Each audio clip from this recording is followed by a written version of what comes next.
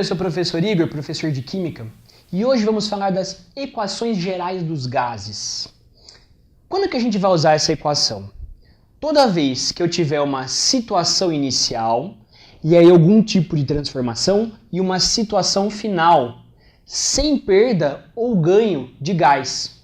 Então eu vou estar lá numa situação inicial, aumenta a pressão ou diminui, aumenta o volume ou temperatura, só que a quantidade de gás não muda dentro desse meu sistema.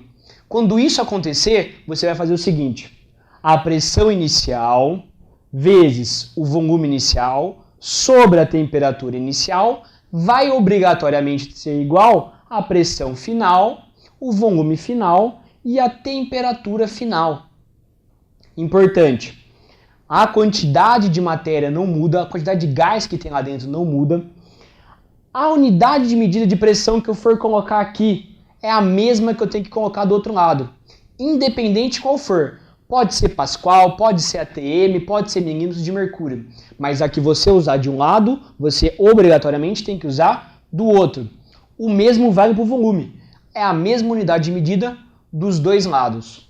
Na temperatura, você obrigatoriamente, isso é, sempre, vai ter que usar Kelvin. Ah, mas não. Kelvin.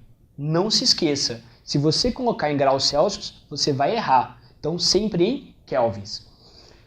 Quando eu tenho essa transformação, eu tenho algumas situações específicas, algumas situações especiais. Então, eu tenho uma mudança, mas com temperatura constante. A temperatura de antes permaneceu igual à temperatura de depois. Então, o que eu posso escrever? Eu posso cancelar essa temperatura. Esquece dela. P1V1 igual a P2V2.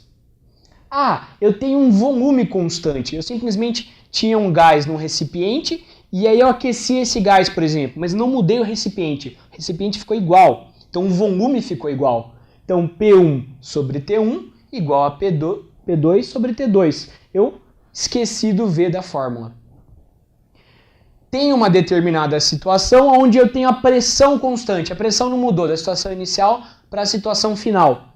Então eu não coloco a pressão na fórmula. Porque se eu colocasse, eu ia simplesmente cancelar. Então você nem precisa pôr V1 sobre T1 igual a V2 sobre T2.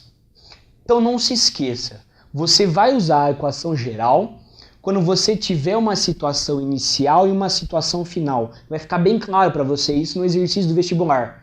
Ele vai falar, tem uma situação assim, aí eu fui lá, fiz um monte de modificação, modifiquei duas, ou até às vezes as três condições, três grandezas aqui dos gases, e aconteceu tal coisa. Esse meu estado mudou para isso. A hora que você vê esses, tem que lembrar, tem que dar o start. Opa, vou usar a equação geral dos gases.